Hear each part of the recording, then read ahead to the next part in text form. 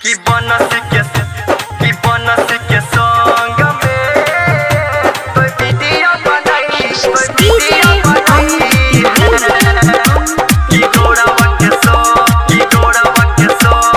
में वीडियो बनाई। प्रांतिका recording studio Saharsa.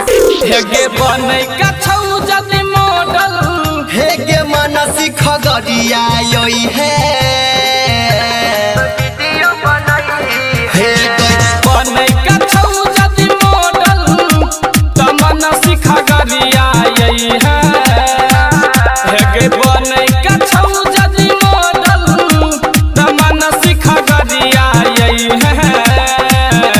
कि बनसी के संग में वीडियो बनाई है कि गोड़वा के संग में वीडियो बनाई डीजे अमित कि बनस के संग में कोई वीडियो बनाई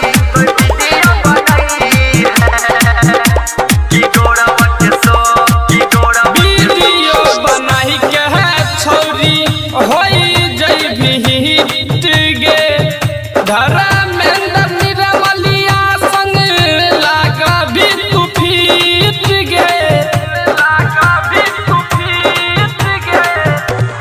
हे गे वीडियो बनाई के है छौरी होई जइभी हिट गे धर्मेंद्र निरमलिया संग लागा भी तू फिट गे गाना हम खाली बजैबौ हेगे झुमका तू लगई है।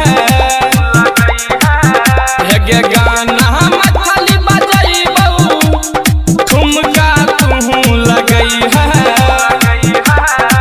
सारा के साथ में तू वीडियो बनाई है संगीतवा के साथ में तू वीडियो बनाई है। डीजे अमित तिवारी कि बनस के संग में कोई वीडियो बनाई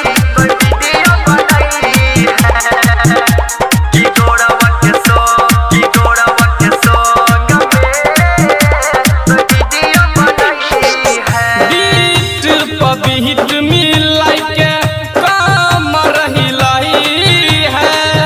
मिथिला में है गई छोरिया गरदा उड़ई है।